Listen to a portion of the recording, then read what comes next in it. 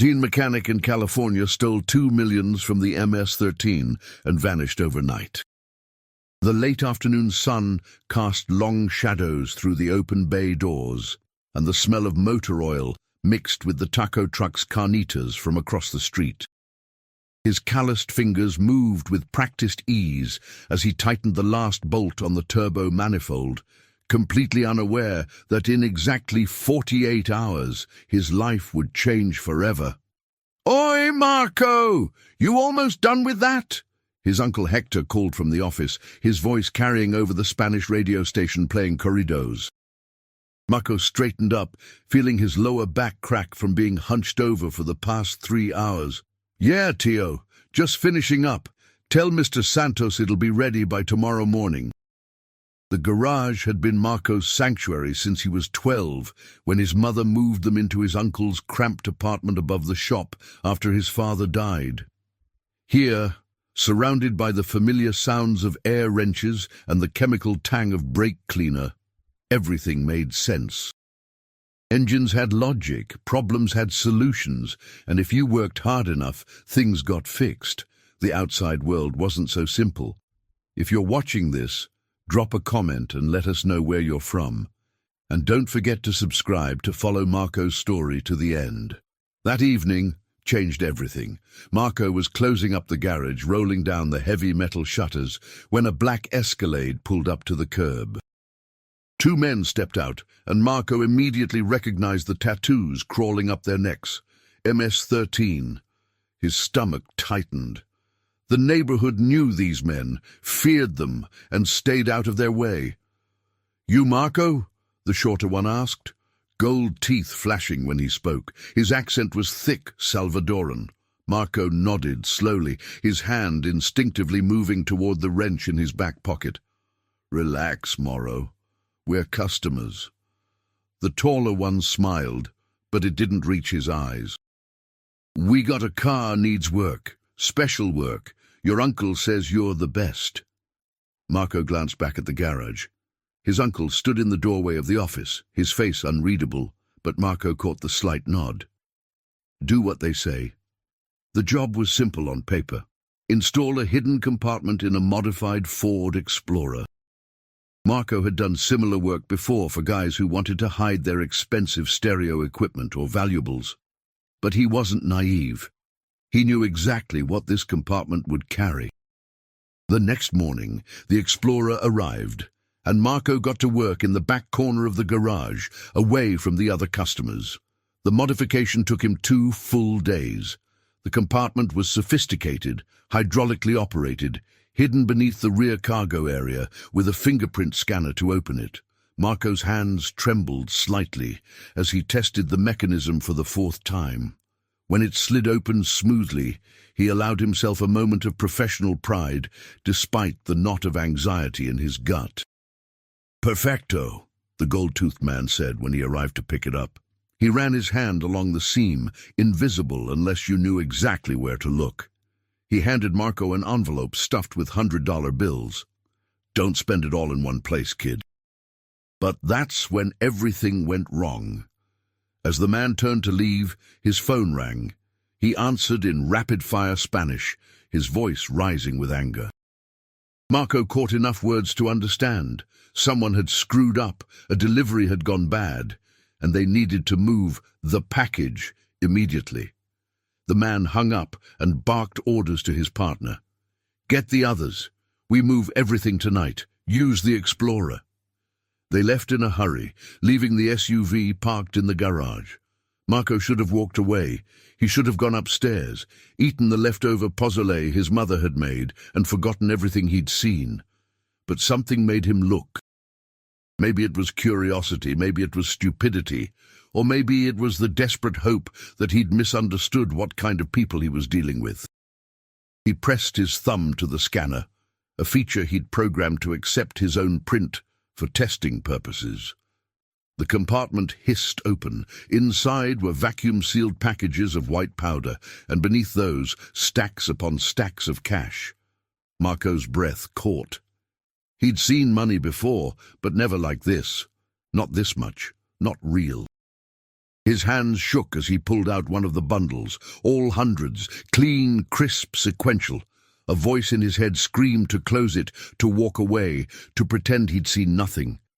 But another voice, quieter but more insistent, whispered about his mother's medical bills, the mortgage on the shop his uncle was drowning in, his little sister who wanted to go to college but couldn't afford the application fees.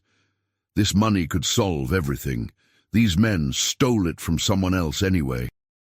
They were murderers, drug dealers. The money was dirty no matter who had it.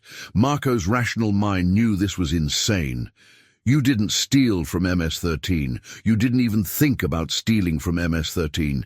People who crossed them ended up in pieces scattered across the desert if they were lucky. But as he stood there in the dim garage, the weight of his family's struggles pressing down on him like a physical thing, rationality lost the argument. He worked through the night with a focused intensity he'd never felt before. Using his phone's calculator, he estimated the cash at close to $2 million.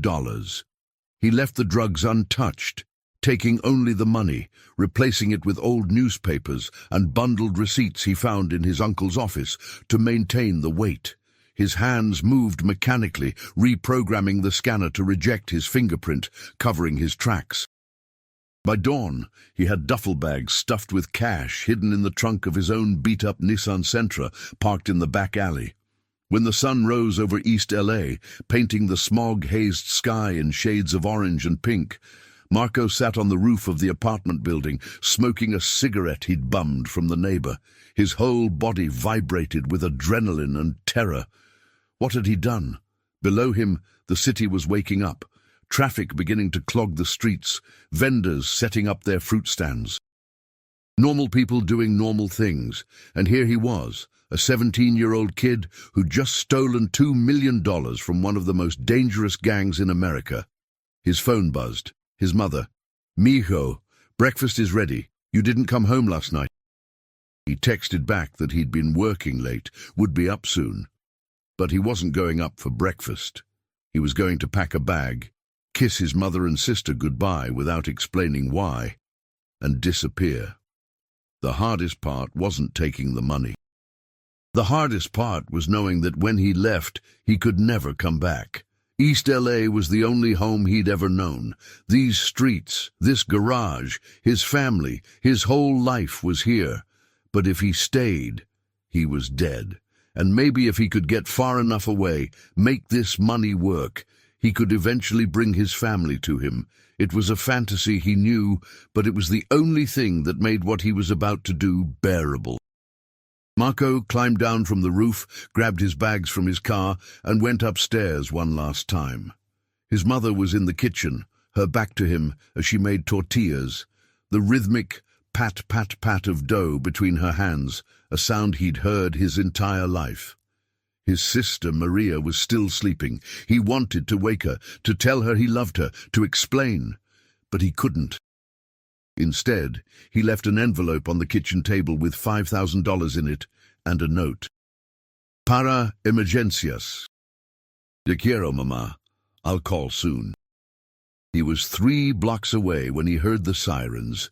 For a heart-stopping moment, he thought they were coming for him, but they raced past toward a different part of the neighborhood. Marco's hands gripped the steering wheel so tight his knuckles turned white. The duffel bags were under a blanket in the back seat. $2 million. A death sentence if they caught him. A chance at a real life if they didn't. He pointed the Nissan north and drove. The first few hours were a blur of freeways and paranoia. Every car that pulled up beside him was MS-13. Every police cruiser was coming to arrest him. Marco kept the speed exactly at the limit, his eyes constantly flicking to the rearview mirror. He'd watched enough movies to know the basics. Ditch your phone, use cash only, avoid cameras.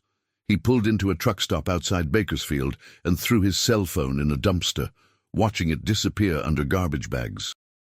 That simple act felt like cutting an umbilical cord.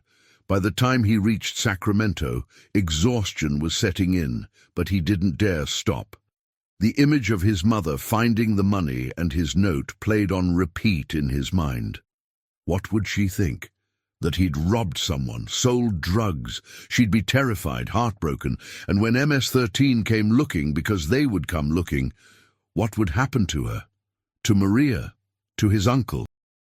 The guilt was a physical weight in his chest, making it hard to breathe.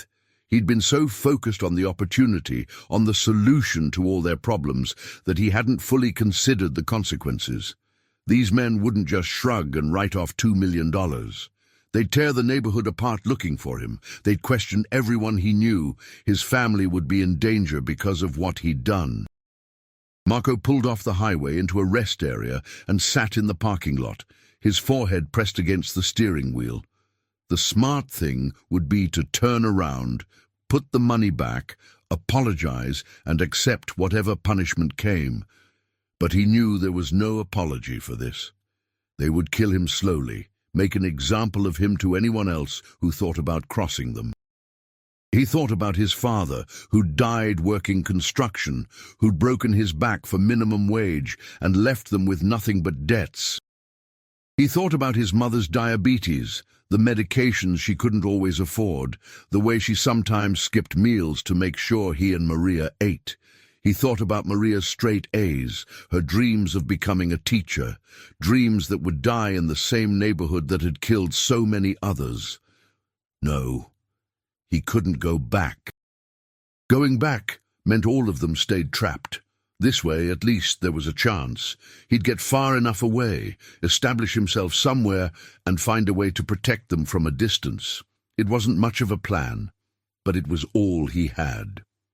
As night fell, Marco crossed into Oregon, the landscape changing from California's brown hills to dense forests. He'd never been this far north before. Everything felt foreign, cold. He finally stopped at a small motel in Medford, paying cash for a room under a fake name. The elderly clerk barely looked at him, more interested in his crossword puzzle than the exhausted teenager in front of him. The motel room was exactly what he expected, dingy, smelling of old cigarettes and cheap cleaning products, with a bed that sagged in the middle. Marco locked the door, engaged the chain, and pushed a chair under the handle. Then, for the first time since taking the money, he allowed himself to really look at what he'd done. He pulled the duffel bags onto the bed and unzipped them. The money was real, overwhelming in its realness. He ran his fingers over the stacks, each bundle representing more than his mother made in months, $2 million. It seemed impossible. He'd gone from barely scraping by to having more money than he could comprehend in a single night. But as he sat there surrounded by stolen cash in a cheap motel room 500 miles from home, Marco didn't feel rich. He felt terrified, alone, and younger than his 17 years. He'd crossed a line that couldn't be uncrossed, and he had no idea what came next. Sleep didn't come easily. Every sound outside the door made him jump. Footsteps, car engines, voices. In his mind, MS-13 was already tracking him, already closing in. When he finally did drift off, his dreams were chaotic, filled with gold-toothed men and his mother's disappointed face. He woke at dawn to sunlight streaming through the thin curtains. For a moment, he forgot where he was, reaching for his phone to check the time before remembering he'd thrown it away. The duffel bags on the floor brought reality crashing back. Marco sat up, his body aching from tension and the terrible mattress. He needed a real plan. Just running wasn't enough. They'd find him eventually if he kept being stupid about it. Marco had never been great at school, but he was smart when it came to fixing things, solving problems. He had to approach this like an engine that needed rebuilding. Identify the parts, understand how they worked together, fix what was broken. First, he needed to disappear completely. New identity, new life. That meant more than just a fake name at motels. He'd need documents, a social security number, a whole new person. Marco had no idea how to get those things, but he knew someone who might. Danny Ortega, a guy from the neighborhood who'd done time for identity theft. Danny owed him a favor after Marco had fixed his sister's car for free when she was pregnant and broke. But contacting anyone from home was dangerous. He'd have to think about it. Be careful. For now, he needed to keep moving, put more distance between himself and LA. He repacked the bags, checked out of the motel, and got back on the road. The next week was a blur of small towns and constant movement. Marco drifted through Washington state, avoiding Seattle and other big cities where cameras were everywhere. He stayed in places where people minded their own business, where a teenager paying cash didn't raise too many eyebrows. He bought new clothes at thrift stores, changed his appearance, grew out his hair. The face looking back at him in motel mirrors became increasingly unfamiliar. The isolation was the worst part. Marco had never been alone like this. In East LA, he was surrounded by family, friends, the community. Here in the rainy Northwest, he was nobody. He couldn't call his mother, couldn't check on Maria, couldn't know if MS-13 had come around asking questions. The not knowing ate at him worse than any fear for his own safety. 3 weeks after taking the money, Marco was in a diner in Spokane when he saw the news. A local LA channel's website, which he'd been obsessively checking on library computers, had a story. Violent incident in East LA neighborhood leaves 2 injured. His heart stopped. The article was vague, but it mentioned Whittier Boulevard, mentioned his uncle's garage. 2 men had been hospitalized after an altercation. No names were given. Marco's hands shook so badly he could barely read the screen. Were they his uncle, his mother? Had MS-13 done something because of him? The article said the victims were expected to recover, but that was all. He wanted to scream, to call, to know if his family was okay. But he couldn't. Any contact could lead them right to him. That night, Marco made a decision. He couldn't keep running aimlessly. He needed to think bigger, to use this money not just to survive, but to actually build something, to make the sacrifice worthwhile. And he needed to find a way to protect his family from a distance, even if he could never see them again. The Pacific Northwest had been good for hiding, but it wasn't where he'd build a new life. Marco studied maps at the library, considered his options. Somewhere big enough to disappear in, but not so big that he'd stand out. Somewhere he could start over completely. His finger traced across the country, landing on a city he'd barely heard of, but that seemed to fit. Asheville, North Carolina. Far from California, medium-sized, growing, with a reputation for accepting outsiders, it was as good a destination as any. Marco bought a bus ticket with cash, leaving the Nissan abandoned in a Walmart parking lot with the plates removed. The bus ride across the country took 3 days, and every mile put him farther from the only home he'd ever known. He watched America slide past the windows. Endless plains, mountains, small towns that looked the same, cities that glowed in the distance. Somewhere out there, his mother was lighting candles at church, praying for her son to come home safely. Somewhere, MS-13 was looking for him, promising violence when they found him. When the bus pulled into Asheville, Marco stepped off into humid southern air that felt nothing like California. The city was nestled in mountains, old brick buildings mixed with new construction, street musicians on corners, tourists wandering with craft beer in hand. It felt like another planet. He found a cheap extended stay motel on the outskirts, paid a month in advance, and began the delicate process of building a new identity. This required help, which meant risk. Marco spent days in coffee shops with free Wi-Fi, using encrypted email services to reach out to Danny Ortega. The conversation was careful, coded, but Danny understood. For $10,000, he could get Marco a full set of documents: driver's license, social security card, birth certificate. It would take time, but they'd be good enough to pass most checks. While he waited, Marco found work under the table at a small auto shop in West Asheville. The owner, a Vietnam vet named Buck, with a prosthetic leg and a voice rough from cigarettes. Didn't ask many questions when Marco demonstrated he could rebuild a carburetor, blindfolded. "You're good with your hands, kid. Don't care about your story, just don't bring trouble to my door." Marco worked hard, kept his head down, and slowly began to breathe a little easier. The documents arrived 6 weeks later in a package delivered to a P.O. box. Marco Rodriguez from East LA was gone. In his place was Tyler Bennett from Atlanta, Georgia. The Georgia accent he'd worked on in front of the mirror still needed practice, but the documents looked real enough to touch. With his new identity, Marco, now Tyler, rented a small apartment in a quiet neighborhood, got a legitimate job at a larger dealership, and started building a normal life. He kept the money hidden in multiple locations, never spending large amounts, always careful. He sent anonymous cash payments to a lawyer in LA with instructions to help a specific family on Whittier Boulevard with medical bills and educational expenses. It was risky, but he had to do something. Months passed, then a year. Marco's hair grew long. He got a tattoo of mountains on his forearm to mark his new life. Made a few casual friends who knew nothing about him except that he was good with cars and kept to himself. He started to wonder if maybe, just maybe, he'd actually gotten away with it. That's when he saw the Escalade. It was parked outside his apartment building, black, tinted windows, California plates.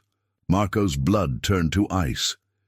He was 3 blocks away, walking home from the grocery store. He dropped the bags and ducked into an alley, his heart hammering. Maybe it was coincidence, maybe it was a different Escalade, but he knew better. They'd found him. Marco didn't go home. He watched from a distance as 2 men emerged from the SUV, one of them the gold-toothed man from the garage. They knocked on doors, showed a picture around. His picture. 18 months after stealing their money, MS-13 had tracked him across the country to this quiet North Carolina city. He ran. Not blindly this time, but with purpose. He had go-bags stashed in 3 locations around the city, each with cash, documents, and essentials. He retrieved the nearest one from a storage unit and caught the next bus out, this time heading east, toward the coast. As the lights of Asheville faded behind him, Marco realized something fundamental. He would always be running. There was no amount of distance, no new identity solid enough, no amount of time that would make MS-13 forget about $2 million. They were patient. They were everywhere, and they never forgot. But Marco had learned something too. He'd learned how to disappear, how to build a new life from nothing, how to survive on his own. He'd learned that the kid who'd grown up changing oil in East LA was stronger and more resourceful than he'd ever imagined. And he'd learned that some prices were too high, that no amount of money was worth the constant fear, the isolation, the loss of everything that made life worth living. In Charleston, South Carolina, Marco found another garage, another identity, another temporary life. He knew it wouldn't last. They'd come again, and he'd run again, and the cycle would continue until one of them won, until either MS-13 caught up with him or he found a way to end this that didn't involve his death. The money, what was left of it after his expenses, and the anonymous payments to his family sat in storage units across 3 states. It was supposed to have been salvation.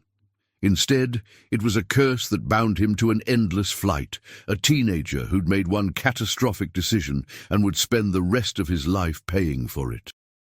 Late at night, in whatever motel or apartment he was hiding in, Marco would sometimes let himself remember the smell of his mother's cooking, his sister's laugh, the sound of corridos on the radio in his uncle's garage. He'd remember being 17 and stupid and desperate, believing that $2 million could solve everything. He'd been wrong. The money hadn't solved anything. It had just traded one set of problems for another, bigger, more dangerous set. The only question now was how long he could keep running before he ran out of places to hide. Marco lasted 8 more months in Charleston before they found him again. This time he saw the signs earlier. New faces asking questions at the garage, cars that appeared too frequently in his neighborhood. He left in the middle of the night, catching a freight train like some Depression-era drifter, the romantic notion of it completely lost in the harsh reality of hiding in a cold boxcar surrounded by stolen money. In Atlanta, he tried something different. Instead of working in garages where his skills made him memorable, he took a job in a warehouse, mindless labor that paid the bills but required nothing distinctive. He cut his hair short, gained weight from stress and cheap food, let a beard grow in. The face in the mirror was a stranger's, which was exactly the point. But the isolation was crushing. Marco was 20 years old now, though his ID said he was 23. He'd spent his entire adult life alone, unable to form real connections, unable to trust anyone. The few times he'd tried to date, the necessary lies piled up until the weight of them crushed any possibility of intimacy. How could you love someone you were lying to about your entire existence? One night, drunk on cheap whiskey in his studio apartment, Marco called his mother's number from a burner phone. He just wanted to hear her voice, even if he couldn't speak. The number had changed. Of course it had. 3 years had passed. They'd probably moved, probably changed everything about their lives to protect themselves from the consequences of his actions. He threw the phone against the wall, watching it shatter, and cried for the first time since leaving L.A. Not quiet tears, but great heaving sobs that came from somewhere deep and primal, mourning everything he'd lost, everything he'd thrown away for money that was now more burden than blessing. The next morning, Marco made a decision. He couldn't keep running forever. Eventually he'd get old, get slow, get careless. MS-13 would catch him, and they'd make his death last for days. Or he'd die alone in some cheap apartment, the money hidden away, never used, a monument to the worst decision he'd ever made. There had to be a third option. He started researching, using library computers and burner phones, being more careful than ever. He learned about witness protection, about how people disappeared with federal help. But that would require confessing to theft, potentially doing time. More importantly, it would require betraying MS-13 in a way that gave the government something they wanted. Marco didn't know enough about their operations for that. Then he stumbled across a different possibility. Countries with no extradition treaties with the US. Places where he could start over for real, where MS-13's reach was limited. Places where $2 million would go much further than in America. It wasn't perfect, but it was something. Marco began planning his final disappearance. He liquidated everything, converting the cash into cryptocurrency and precious metals, things he could move internationally. He studied languages, Portuguese for Brazil, Vietnamese for Southeast Asia. He researched visa requirements, purchased forged documents from a contact Danny had given him years ago. It took him another year to set everything up, a year of meticulous planning and careful movement. He zigzagged across the country, leaving false trails, creating decoy identities, doing everything he could to make his final exit impossible to track. On his 21st birthday, Marco boarded a flight to Mexico City under his 4th identity. From there, he'd take a series of flights across the Pacific, eventually landing in Vietnam. It was far enough, different enough, that he hoped he could finally stop running. The plane lifted off from Mexico City, and Marco watched North America disappear beneath the clouds. He thought about his mother, who he'd never see again, his sister, who was probably in college now, hopefully living the life he'd tried to buy for her. His uncle's garage, where a 17-year-old kid had made the decision that had defined his entire adult life. Somewhere below, in East LA, in Charleston, in Atlanta, in a dozen other cities, where he'd left pieces of himself, The ghosts of his past lives remained. But Marco Rodriguez was gone, buried under layers of fake names and desperate choices. The person sitting in seat 23B was someone new, someone without a past, flying toward a future that was uncertain, but at least his own. Vietnam was everything and nothing like he'd expected. The heat was oppressive, the language impenetrable at first, the culture so foreign that he felt like he'd landed on another planet. But in Ho Chi Minh City's sprawling chaos, Marco found something he hadn't felt in years. Anonymity that felt like safety. He rented a small apartment in District 4, away from the expat areas, and began learning Vietnamese with an intensity born of necessity. The money he'd stolen, converted and moved through a dozen transactions, let him live comfortably without drawing attention. He found work at a motorcycle repair shop, his skills with engines translating across cultures even when language failed. Slowly, carefully, Marco began to build something resembling a life. He made friends with other expats, people who'd come to Vietnam running from something themselves, though none of their stories matched the weight of his. He dated a teacher from France who knew him as Michael, an American who'd gotten tired of the rat race back home. The lies came easier now, smoothed by years of practice. But even here, 9,000 miles from East LA, Marco couldn't fully escape. He'd see a tattoo that looked like MS-13's, and his heart would race. He'd spot another American Latino and wonder if they were looking for him. The paranoia had become part of his DNA, as fundamental as breathing. 2 years in Vietnam became 3, then 4. Marco's Vietnamese improved, his motorcycle shop grew into a small business with 3 employees. His life took on the rhythms of normality. He started to wonder if maybe he'd actually done it, if maybe he'd run far enough that the past couldn't catch him anymore. Then, on a humid Tuesday morning, a man walked into his shop. American, Latino, wearing expensive clothes that didn't fit the neighborhood. He didn't have MS-13 tattoos, at least none that were visible, but something about him made Marco's instincts scream danger. "You Marco Reyes?" the man asked in English. Marco's blood went cold, but he kept his face neutral.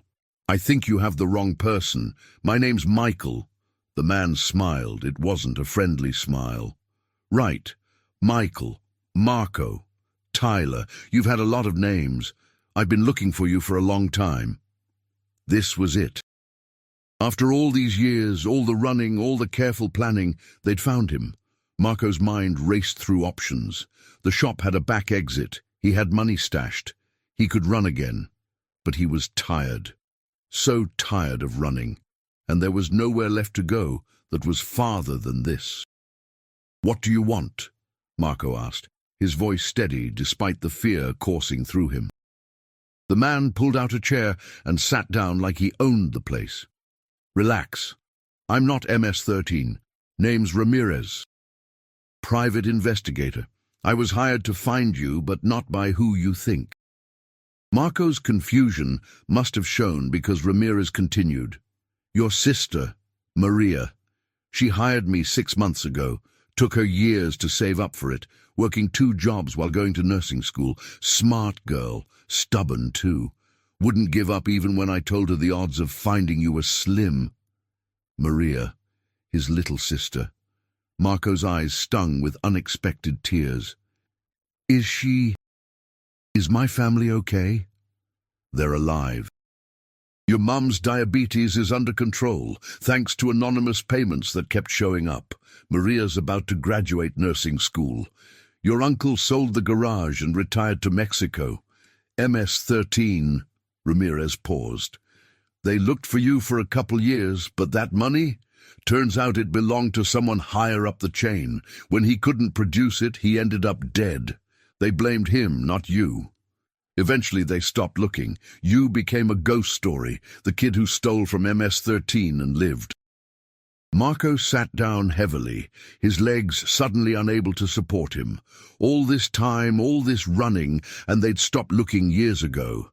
He could have gone home. He could have seen his mother, his sister. Instead, he'd been hiding on the other side of the world, trapped by his own fear.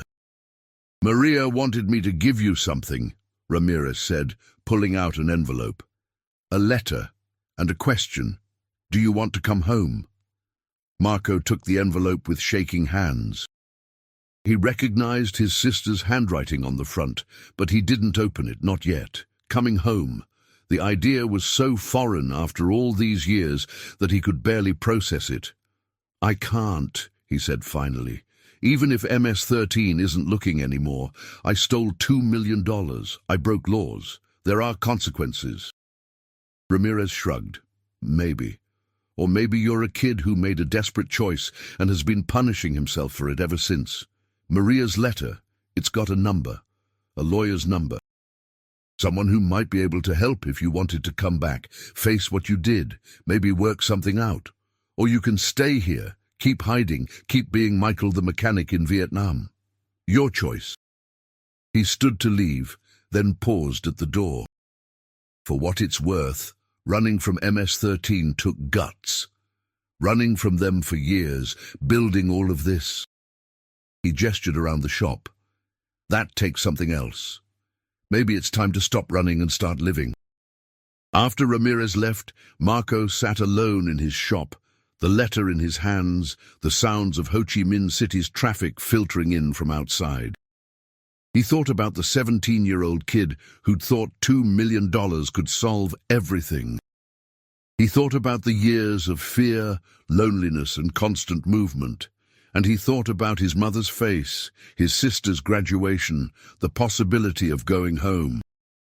He opened the letter and read Maria's words, tears streaming down his face as she told him about her life, about how the anonymous money had saved them, about how she'd never stopped believing he was alive somewhere, about how she forgave him for leaving. At the end, she wrote, "You did what you thought you had to do, hermano, but you've been punishing yourself long enough. Whatever happens if you come back, we'll face it together. Because that's what family does. Te amo. Come home." Marco sat there as the sun set over Ho Chi Minh City, the letter clutched in his hands, facing the biggest decision of his life. Not whether to steal, not whether to run, but whether he had the courage to stop running and face the consequences of the choice that had defined him. The next morning, Marco began making calls.